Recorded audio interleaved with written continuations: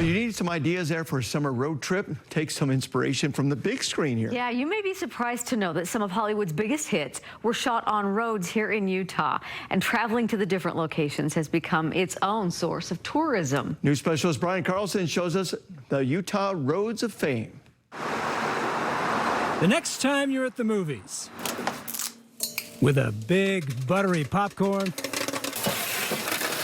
grabbing a seat to a Hollywood blockbuster featuring famous cars, famous roads. Anyway, like I was saying, famous moments behind the wheel. Goodbye, my love. Or famous franchises. Notice what they all have in common. All of them were filmed here in Utah. We always get a little bit of some really big movies. And Utah tourists want to see them. The Utah Film Commission says 39% of tourists surveyed say a film or television show influenced their decision to come to Utah. So our roads and off-roads are more famous than you think. The opening scene for 2002's Austin Powers Goldmember made it pretty obvious. Austin Powers parachutes into a self-driving car on Utah's scenic Potash Road near Moab. But Hollywood doesn't always just lay it out for you. Did you see Marvel's big hit, The Thunderbolts, where they blew up a limousine in the middle of the desert? That desert is just outside of Green River. Here on Old Highway 6, just an hour north of Moab. Marvel could have shot anywhere, and Jake Schreier, the director of that, really put his foot down and said, no, we want to do it here. Now, Hollywood would like you to believe this scooter scene with Jim Carrey in Dumb and Dumber was actually in Aspen, Colorado, but it's not. The scene was shot just outside the Egyptian Theater in Park City. And the airport that was supposed to be in Rhode Island, that's Salt Lake City's airport, before the remodel. Remember this famous scene from Thelma and Louise? Let's keep going. One of the most iconic endings in movie history. You see Thelma and Louise and you think their car really drove off the Grand Canyon. It was actually shot right here, just below Dead Horse State Park. The spot is so popular, you can find it by name on Google Maps. And the Utah Film Commission has a physical marker on the overlook above it, telling tourists where to find it on the Utah Film Trail.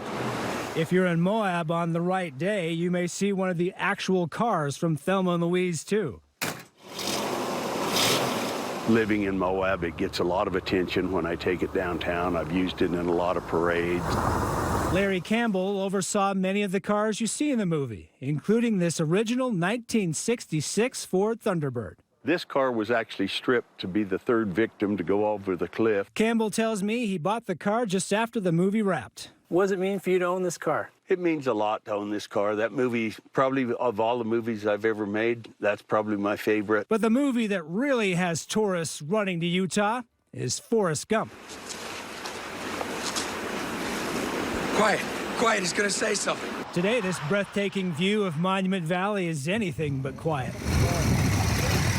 Now officially Forrest Gump Point attracts tourists from all over the world. I love the outback. Well, sorry, this is a bit like the outback in Australia. Yeah. I like the wilderness, whatever you call it here. Including a couple from Italy on their honeymoon. Did you come here specifically because of the movie? Yeah, of course. We love the movie. The location for this iconic scene from Back to the Future 3 is harder to find. It was shot on the Navajo Nation right on the Utah-Arizona line.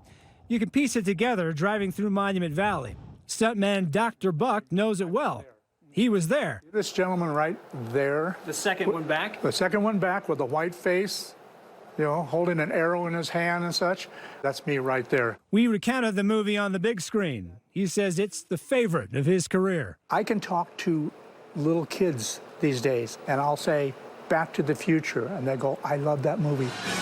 Kids of any age can also see a remake of the DeLorean on display at the Once Upon a Time in America Museum in Kanab. Finally, take a good look at downtown Moab. You'll see it featured in the next Godzilla x Kong Supernova movie coming out next year. Movie crews shut down 2 blocks of Main Street last July. They shot in many places outside the U.S., and the only place they shot in the U.S. was Moab. So the next time you see your favorite movie, don't ignore the roads, the cars, or the stars behind the wheel. There's a good chance you're watching Utah on the big screen. Road trip-worthy destinations the world comes to see in person. Now, the road movie spots are just the tip of the iceberg. The Utah Film Commission has more of those Utah film markers dotting the state, and they make for a great road trip. We put a link to find them on our website, KSL.com. Back to you.